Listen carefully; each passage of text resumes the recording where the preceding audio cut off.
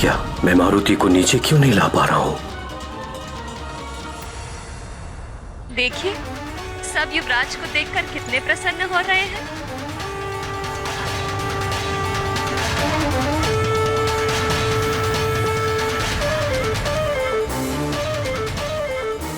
मंत्री जी, युवराज नीचे क्यों नहीं आ रहे हैं?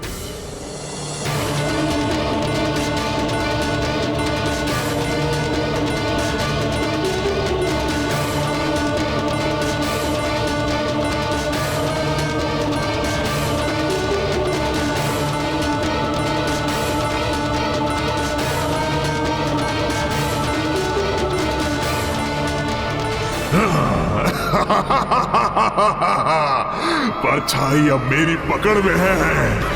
अब तेरे छूटने के सारे प्रयास विफल हो जाएंगे।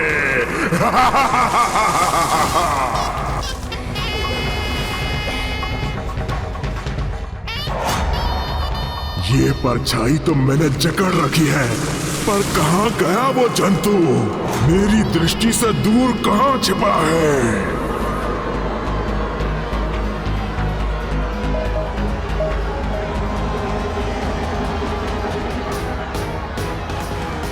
देखिए, सब युवराज को देखकर कितने प्रसन्न हो रहे हैं। युवराज की जय! युवराज की जय! युवराज की जय! युवराज की जय!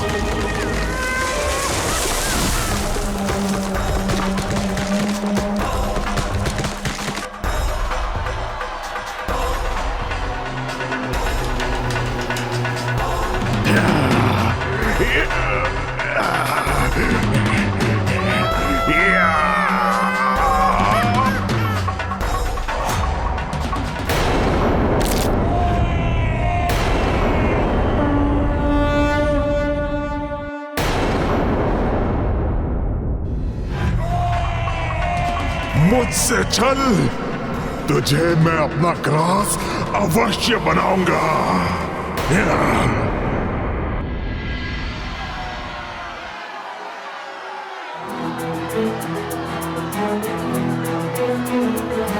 युवराज की जय! युवराज की जय! युवराज की जय! युवराज की जय!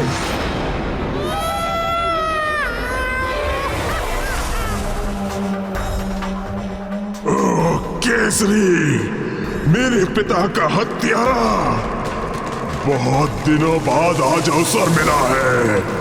गिन गिन कर ऋण उतारूंगा मैं अपने पिता की हत्या का।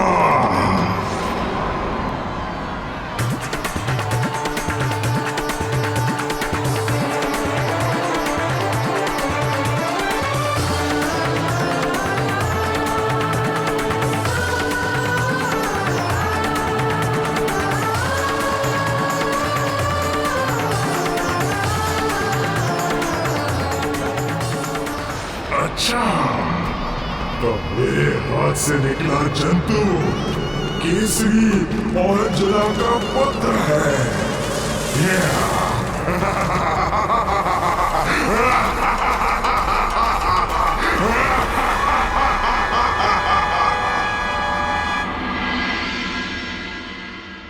नियति अटल है।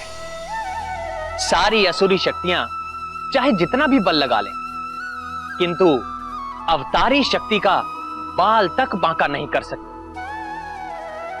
उनका स्वभाव, उनकी प्रकृति स्वयं उनके वश में नहीं होती। वो अपनी शक्ति का दिशाहीन प्रदर्शन करते रहते हैं, फिर चाहे हार हो या जीत। प्रभु, इस पर केसरी ने क्या सोचा? वह असुरी शक्तियों के दुष्ट स्वभाव से अवश्य ही चिंतित हो रहे होंगे। हाँ, अवश्य चिंतित तो हो ही रहे थे और आशंकित भी। बात उनके पुत्र के साथ साथ प्रजा की सुरक्षा की भी थी, इसलिए कोई चूक ना हो जाए, इसका उचित ध्यान रखा जा रहा था।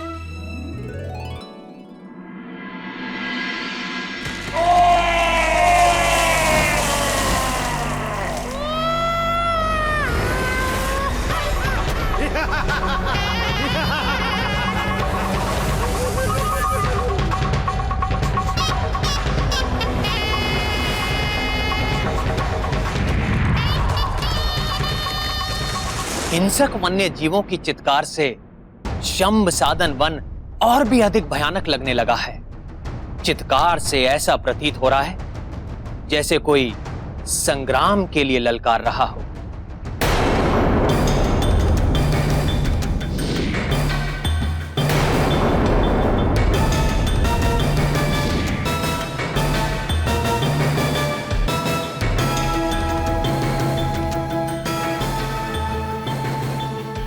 महाराज, आपने बुलाया मुझे? आज प्रातःकाल जो घटना घटी है उसे लेकर मैं बहुत चिंता में हूं मंत्री जी। जब प्रजा को हम मारुति के दर्शन करा रहे थे तब मारुति कुछ क्षण के लिए हवा में अटक से गए थे। अपना बल प्रयोग करने के बाद भी मैं स्वयं अपने पुत्र को नीचे नहीं उतार पा रहा था। क्या ये उसी आसुरी शक्ति का प्रभाव तो नहीं? निश्चित ही इस घटना के पीछे वृक्षासुर की आसुरी शक्तियों का प्रभाव होगा महाराज। छल और बल का बड़ा ही महारथी है वो दुष्ट।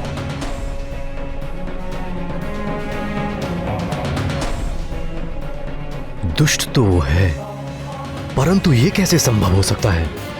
मारुति तो वृक्षासुर की पहुंच से बहुत दूर सुरक्षित मेरे पास थे।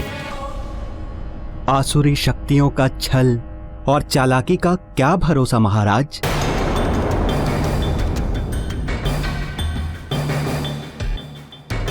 पर संबसदन कुल के साथ समझौते के कारण हमारे राज्य का एक पक्षी भी उस वन की सीमा को पार करके नहीं गया। इसलिए उनका हमारा क्षेत्र में आने या मारुति को किसी भी प्रकार की हानि पहुंचाने का कोई कारण ही नहीं होता। इन आसुरी शक्तियों का छल भरे कार्य का मेरे साथ क्या संबंध हो सकता है? आपका कथन उचित है महाराज। शंभ सदन के वन में से किसी ने भी आज तक उस समझौते का उल्लंघन नहीं किया है, पर उन पर विश्वास करे भी तो कैसे? हमें चारों ओर दृष्टि रखते हुए हर प्रकार से सतर्क रहना होगा महाराज। उचित है, पर सुमेरु राज्य की सीमा पर खड़े संबसदन के पुत्र वृक्षासुर की गतिविधियों पर कड़ी से कड़ी दृष्टि रखनी होगी। जी।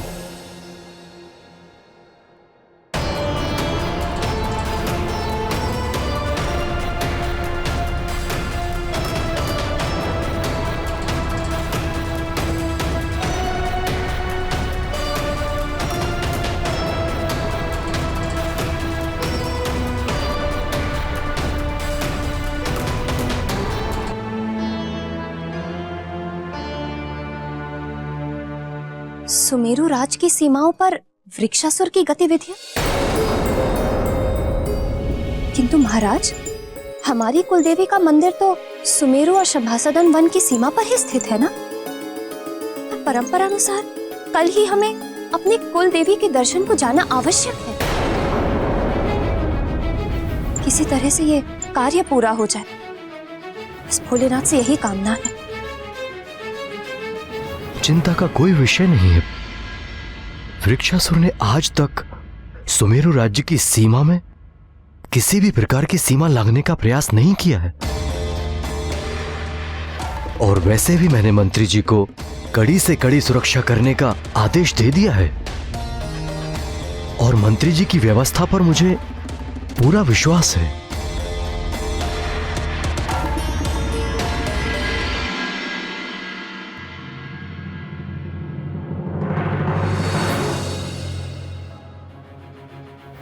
निश्चित ही कल मारुति की सुरक्षा की विशेष व्यवस्था करनी होगी।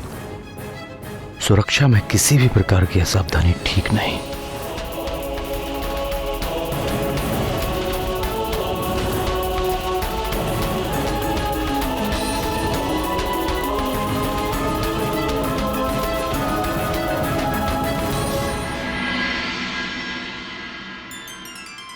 पुत्र, पुरोहित जी पधारे हैं। कुलदेवी ललिता अम्बा के मंदिर जाने से पूर्व हमें यही भवन में कुछ विशेष विधि विधान से पूजा करनी है। माँ, विशेष पूजा? मुझे भी ये विधान और पूजा करनी है। हाँ पुत्र।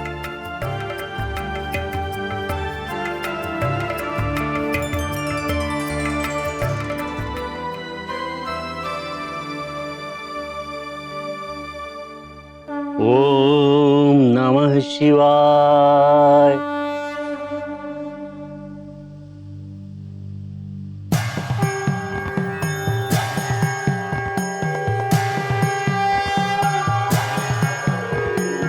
ओम सद्यो जातं प्रपद्यामि सद्यो जाताय वै नमो नमः।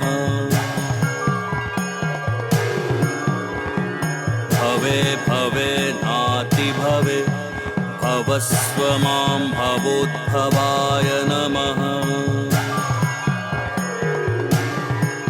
माँ, ये पुरोहित जी क्या कर रहे हैं? घोर घोर तरेभ्यः सर्वेभ्यः। महादेव पृथ्वी, अग्नि, जल, आकाश और वायु के सार तत्व को धारण करते हैं। भस्म के माध्यम से वे सारे जगत का ग्रहण करते हैं। पुरुषाय विद्महे महादेवाय धीमहि। महादेव शिव को भस्म का श्रृंगार सर्वप्रिय है पुत्र। उनके श्रृंगार के लिए पुरोहित जी ने बेल, शमी, पीपल, बड़ और अमलतास के पेड़ के काष्ठ को शिव मंत्र का उच्चारण करते हुए जलाकर भस्म को तैयार किया है। वही भस्म शिवलिंग के पास पड़े कलश में रखा है। महाकाय महाकाल जगतपते महाकाल और अब पुरोहित जी उस भस्म को पीले वस्त्र में बांधकर एक पोटली बना रहे हैं। महाकाल महादेव महाकाल महाप्रभो महाकाल महारुद्राय महाकाल नमोस्तुते। महाकाल महाज्ञान महाकाल तमोपहन।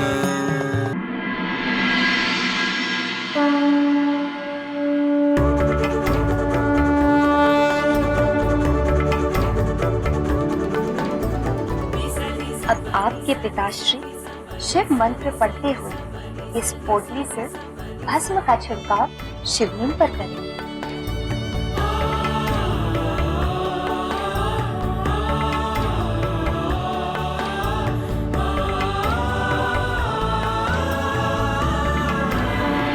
ओम सद्यो जातं प्रपद्यामि सद्यो जाताय वै नमो नमः। अब जब इस पोटली का भस्म पोटली के महीन छिद्रों से छनकर ये भस्म जो महादेव को अर्पित किया है शिवलिंग को ढक लेगा, तब यही भस्म विभूति बन जाएगा। महादेव जो त्रिपुंड पाने मस्तक पर धारण करते हैं उसमें ब्रह्मा, विष्णु और रुद्र के सार तत्व समाहित हैं।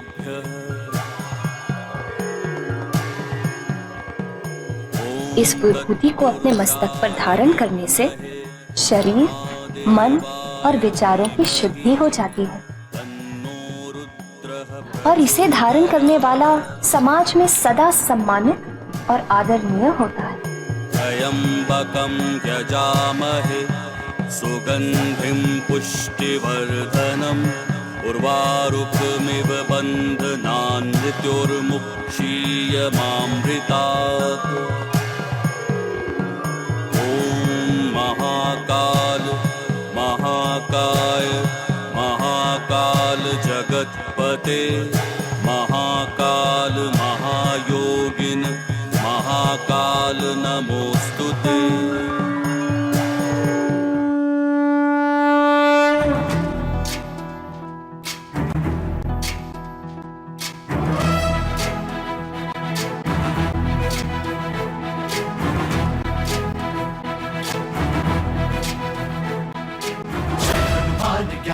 सागर जय कपे सति लोक उजागर जय हनुमान ज्ञान गुण सागर जय कपे सति लोक उजागर दूत अतुलित बल धामा अंजनी पुत्र पवन सुत नामा महावीर विक्रम बजरंगी कुमति निवार सुमति के संगी जय हनुमान ज्ञान गुण सागर जय कपे सति लोक उजागर जय हनुमान ज्ञान गुण सागर जय कपे सति लोक उजागर हरण विराज सुबेसा कानन कुंडल कुंचित केसा हाथ वज्र और ध्वजा विराजय कांधे मूंज जनेऊ साजय जय हनुमान ज्ञान गुण सागर जय कपे सति लोक उजागर जय हनुमान ज्ञान गुण सागर जय कपे सति लोक उजागर जय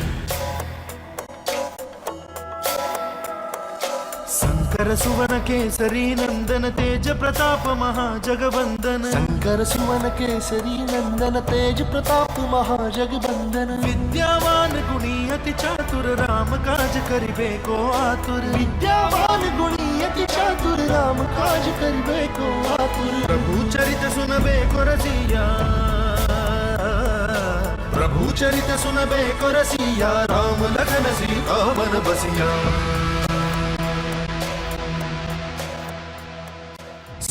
रूप धरि सियहि दिखावा विकट रूप धरि लंक जरावा भीम रूप धरि असुर सहारे रामचंद्र के काज सवारे जय हनुमान ज्ञान गुण सागर जय कपे सति लोक उजागर जय हनुमान ज्ञान गुण सागर जय कपे सति लोक उजागर जय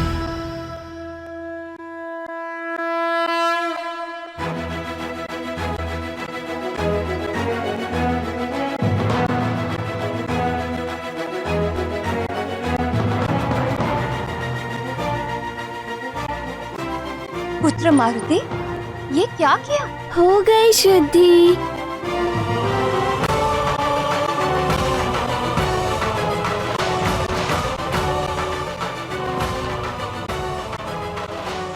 माँ, अब मैं इस बची हुई भस्म का क्या करूं?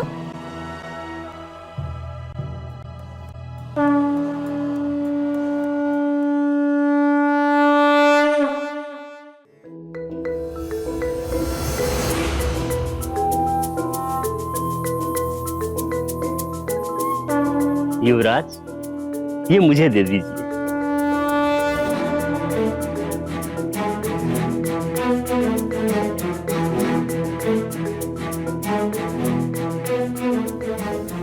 कितना महान बालक है ये। इस बालक के स्पर्श से भस्म में विभूति बन गई।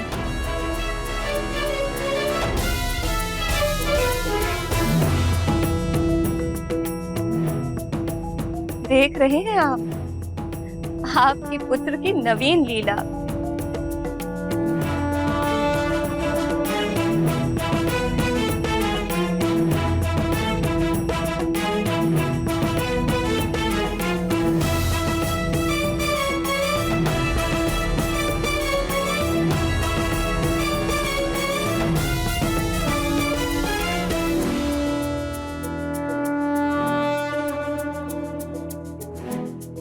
हे गौरी शंकर, 10 ही दिन में मेरा पुत्र 5 वर्ष के बालकों जैसा दिखने लगा है। यदि वह इसी शीघ्रता से बढ़ता रहा तो जल्द ही मैं उसकी बाल लीलाओं के आनंद से वंचित हो जाऊंगी। कृपा करे प्रभु और उसे उसकी आयु के अनुरूप ही बढ़ने दे, ताकि मैं उसकी बाल लीलाओं का आनंद ले सकूं।